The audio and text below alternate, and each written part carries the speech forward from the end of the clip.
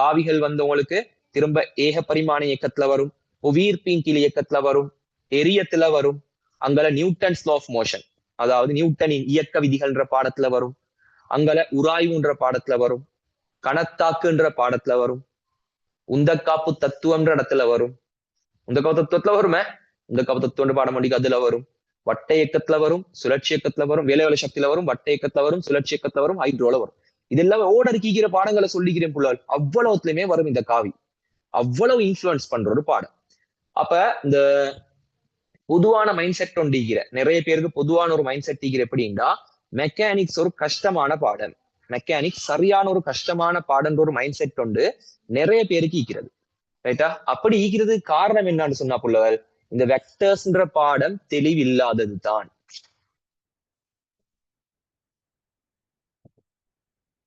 Give me a minute.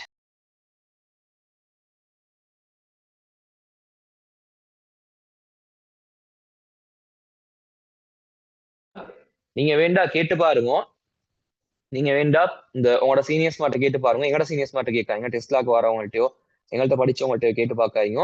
ரைட்டா? அவங்க வந்து மெக்கானிக்ஸ் லேசின்னு தான் சொல்லுவாங்க. ரைட்? நான் இப்ப சொல்லக்கூட என்னடா இவர் இவ்வளவு பில்டப் எல்லாம் கொடுக்குறாரு அப்படின்னு நீங்க நினைக்க சான்ஸ் இருக்கு. நீங்க வேண்டா கேட்டு பாருங்க, எங்கள்கிட்ட படிச்ச புள்ளாள்கிட்ட மெக்கானிக்ஸ் கஷ்டம்ன்ற ஒரு புள்ளையும் சொல்லாது. ஆனா வெளியில படிச்ச புள்ளாள்கிட்ட கேட்டு பாருங்க, மெக்கானிக்ஸ் தான் நீக்கிறதுல சரியான கஷ்டம், அண்டர்ஸ்டாண்ட் பண்ணி போறதுக்கு கஷ்டம், ஒரு 2-3 சேம் மாட்டியாலும் படிக்க வேண்டி வரும்னு சொல்ற அளவுக்கு ஒரு கஷ்டமான பாடமா உங்களுக்கு அவங்க சொல்லுவாங்க. அதுக்கு காரணம் வேறொன்றும் இல்ல, இந்த காவிகள்ன்றத தெளிவா படிக்காதது மட்டும்தான் புள்ளவன். இந்த காவிகள்ன்ற பாடம் தானே, அதை தெளிவா படிக்காததுதான் அந்த மெக்கானிக்ஸ் பாடம் கஷ்டமாறதுக்கு காரணம். மொத்தமா புள்ளகளோட பக்கத்துக்கு நான் கொம்பைத்து புள்ளகள் சரியா படிக்கலன்னு மட்டும் சொல்ல மாட்டேன். சேமாறுற பக்கத்துலயும் பெரிய ஃபோல்ட் ஒண்டிக்கி இந்த காவிகளை சரியா சொல்லி கொடுக்கறது இல்ல. காவிகள் ஆரம்பத்துல கொஞ்சம் படிச்சு தார, அதுக்கு போற ஏகப்பரிமாண இயக்கத்துக்கு போற, திருப்பி காவிகள் கொஞ்சம் வார, திருப்பி வேற அடுத்த பாடத்துக்கு போற, அதுக்கு பிறகு திருப்பியும் காவிக்கு வார, இப்படி மாறி மாறி ஈக்கிறனால புள்ளகளுக்கு காவிகள் பத்தின சரியான ஒரு நாலேஜ் போயிட்டு சேர்றல்ல.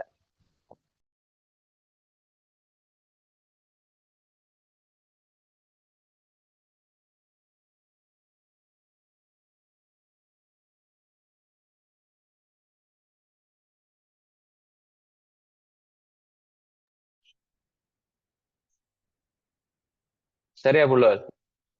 இந்த காவிகள்ன்ற பாடத்தை வந்து துண்டு துண்டு துண்டா படிக்கிற சுட்டி காவிகள்ன்ற நாலேஜ் சரியா போய்த்து புள்ளலுக்கு சேர்றல்ல. அதனால அடுத்தை படிக்க போற மெக்கானிக்ஸ்ல இருக்கிற பிட்ட பிட்டியா வரப்போற எல்லா பாடமுமே கஷ்டமா வரும். ரைட்? எங்கள்கிட்ட இருக்கிற பெனிஃபிட் ஒன்று என்னடா, நான் மட்டும் இல்ல, நிறைய சேமாரி இந்த மெத்தடை ஃபாலோ பண்றாங்க. ஆனா தமிழ் மீடியத்துல நான் காணல.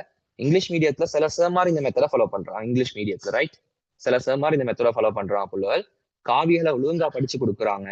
அதனால புள்ளுகள் என்ன நடக்குதுண்டா, அது தங்களை படிச்சு தர எல்லா பாடமும் லேஸ் ஆகுது. அதுதான் நாங்க படிச்சுக்கிற கொடுக்குற புள்ளுகள் மெக்கானிக்ஸ் லேசின்னு சொல்றதுக்கு காரணம். சரியா? எந்தெந்த இடத்துல என்னத்தை காட்டி கொடுக்கணுமோ அதை சரியான முறையில காட்டி கொடுக்குறோம். புள்ளுகள் சந்தோஷமா லேசா படிச்சுட்டு போகுதுவல். ரைட்டா?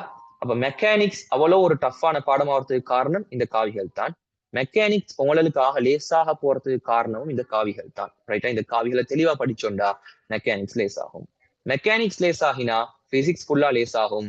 ஏண்டா பிசிக்ஸ்ல இருக்கிற எல்லா பாடத்திலையும் மாதிரி இன்ஃபுளுன்ஸ் பண்ண போற ஒரு பாடம் தான் மெக்கானிக்ஸ். இந்த மெக்கானிக்ஸ் நாலேஜ் சவுண்டுக்கு தேவை, லைட்டுக்கு பெருசா தேவையில்ல, சவுண்டுக்கு தேவை, ஹீட்டுக்கு பெருசா தேவையில்ல, ஃபீல்ட்ஸுக்கு தேவை, எலக்ட்ரிசிட்டில சில சுருக்கல்களுக்கு தேவை, எலக்ட்ரானிக்ஸ்க்கு பெருசா தேவையில்ல, ப்ராப்பர்ட்டிஸ் ஆஃப் மேட்டருக்கு தேவை, மெட்ரான் ரேடியேஷனுக்கு தேவை. பிசிக்ஸ்ல இருக்கிற பெரும்பான்மையான கிட்டத்தட்ட 70-75% பாடங்களுக்கு மெக்கானிக்ஸ் தேவை. அவ்வளவு ஒரு பவர்ஃபுல்லான பாடம் மெக்கானிக்ஸ். சரியா புள்ளுவல்? ரைட். அப்ப மெக்கானிக்ஸ் ஆக பவர்ஃபுல்லான பாடம். அந்த மெக்கானிக்ஸை பவர்ஃபுல் ஆக்குறது இந்த காவி. அதைத்தான் நாங்க இன்றைய படிக்க போறோம். தெளிவான முறையில படிச்சு கொள்வோம். தலைப்பு போடுங்க புள்ளகள், காவிகள். தலைப்பு போடுங்க புள்ளகள், காவிகள்.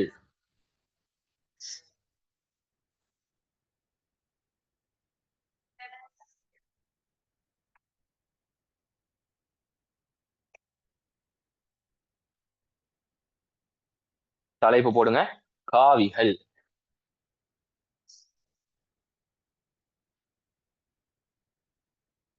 காவிகள். சரியா? இங்கிலீஷ்ல சொல்லுவோம் வந்து வெக்டர்ஸ் சொல்லி சொல்லுவோம். வெக்டர்ஸ். காவிகள், வெக்டர்ஸ். ரைட்?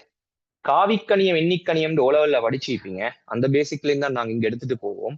அங்க சும்மா காவிக்கணியம்டா என்ன எண்ணிக்கணியம்டா என்ன, காவிக்கணியங்களுக்கு பருமன் மீக்கும் திசை மீக்கும், எண்ணிக்கணியம்டா பருமன் மட்டும் மீக்குன்ற மாதிரி சொல்லிட்டு போய்த்திருப்போம்.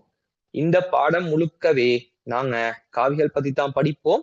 அதுலயும் காவிகளை வச்சு எப்படி ரெண்டு காவிகளை கூற்றை அதை பத்தி தான் இந்த பாடம் முழுக்கவே வரும். வித்தியாசமான மெத்தட்கள்ல எப்படி காவிகளை கூட்டேலுன்றதை பத்தி தான் இந்த பாடத்தை நான் படிக்கிறது. சரியா? ரைட். அதுல சின்ன சப் டாபிக் போட்டுக்கோங்க. எண்ணிக்கணியம் குட்டி குட்டி டாபிக்கா வரப்போகுது. எண்ணிக்கணியம் எண்ணிக்கணியம்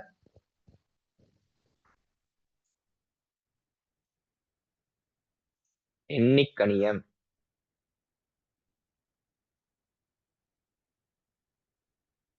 ரைட்டா? எண்ணிக்கணியம்டா என்னான்னு சொல்லி தெரியும் புள்ளைகள் எங்களுக்கு. எண்ணிக்கணியம்டா பருமனை மட்டும் கொண்ட கணியங்களை தான் நாங்க எண்ணிக்கணியம் என்று சொல்லுவோம். சரியா? எழுதிக்கோங்க. பருமனை மட்டும் கொண்ட கணியங்கள் எண்ணிக்கணியங்கள் எனப்படும். பருமனை மட்டும் கொண்ட கணியங்கள் எண்ணிக்கணியங்கள் எனப்படும். பருமனை மட்டும் கொண்ட கணியங்கள் எண்ணிக்கணியங்கள் எனப்படும்.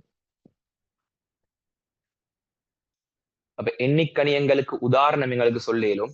எண்ணிக்கணியங்களுக்கு உதாரணம் காவிகளுக்கு அல்ல, எண்ணிக்கணியங்களுக்கு உதாரணம் சொல்லுங்க. அம்ரா, எண்ணிக்கணியத்துக்கு ஒரு உதாரணம் சொல்றேங்க. பருமனை மட்டும் கொண்ட கணியமே எண்ணிக்கணியம், அதுக்குள்ள ஒரு உதாரணம் உண்டு. லத்தீஃபா, உமாமா? தூரம். தூரம். வேற? கதி. கதி. வேற? நேரம், திணிவு. அடிப்படை கணியங்கள்னு சொல்லி நாங்க படிச்சுக்கிறோம் தானே. அடிப்படை கணியங்கள்னு நாங்க படிச்சதுல 7 அடிப்படை கணியம் படிச்சோம். 7 × 2 மொத்தமா நாங்க 9 படிச்சோம். அதுல 7 தானே அடிப்படைன்னு பேசுவோம். அந்த அடிப்படை கணியத்துல இருக்கிற திணிவு, நேரம், நீளம், மின்னோட்டம், சரியா? அங்கே ஒளிர்வு செறிவு, பதார்த்தத்தின் அளவு, இன்னொன்று மிஸ் ஆகுது, என்னது? வெப்பநிலை. இது எல்லாத்துலயுமே ஒரே ஒரு காவி கணியம் தான் நீக்கி மத்தது எல்லாமே எண்ணி. சரியா? நீங்க யோசிச்சு பாருங்களேன். ரைட். உதாரணம் போட்டுக்கோங்க. திணிவு, தூரம், நேரம், மூணுமே உதாரணமா போட்டுக்கோங்க. திணிவு கமா தூரம் கமா நேரம், மூணுமே எண்ணிக்கணியம். திணிவு, தூரம், நேரம். சரியா? ரைட். தலைப்பு போடுங்க. காவிக்கணியம். தலைப்பு போடுங்க. காவிக்கணியம்.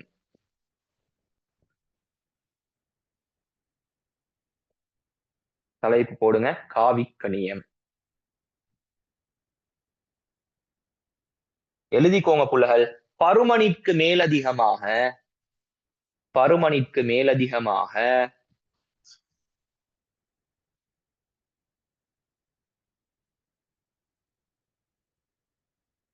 திசையொன்றையும் கொண்ட கணியம். பருமனிற்கு மேலதிகமாக திசையொன்றையும் கொண்ட கணியம். பருமனிற்கு மேலதிகமாக திசையொன்றையும் கொண்ட கணியம் காவிக்கணியம் எனப்படும். திசையொன்றையும் கொண்ட கணியம் காவிக்கணியம் எனப்படும். அதாவது புள்ளகள் பருமனு மீக்கி அதுக்கு மேலதிகமா திசை ஒன்று மீக்கி, அப்படிப்பட்ட கணியங்களை நாங்க என்ன சொல்றோம்? காவிக்கணியம் சொல்லி சொல்றோம். சரியா புள்ளகள்? ரைட். அப்ப அவற்றிற்குரிய சில உதாரணங்கள் யாரும் சரி சொல்லுமா? இடப்பெயர்ச்சி, வேகம், உந்தம். ரைட். குட். எழுதிக்கோங்க புள்ளகள். இடப்பெயர்ச்சி ஒரு காவிக்கணியம். சரியா? அடுத்தது புள்ளகள் வேகம்னு போட்டுக்கோங்க. வேகமும் ஒரு காவிக்கணியம். உதாரணம்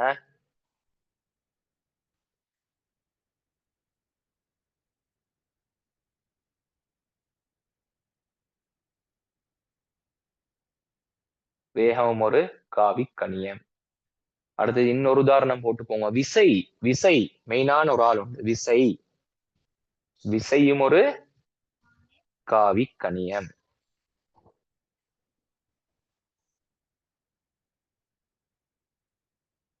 ரைட். அப்ப 3 உதாரணம் தந்திருக்கிறேன். அப்ப இவங்க 3 பேரை நீங்க பாத்தீங்கடா புள்ளகள், இவங்க 3 பேருக்குமே வந்து பருமநீக்கி. 3 பேருக்குமே பருமநீக்கி. அதாவது ஒரு இடப்பெயர்ச்சி ஒண்ணு நீங்க சொல்றேன்டா அதை வந்து மீட்டர்லயோ கிலோமீட்டர்லயோ சென்டிமீட்டர்லயோ சொல்லுவீங்க, அப்படிதானே?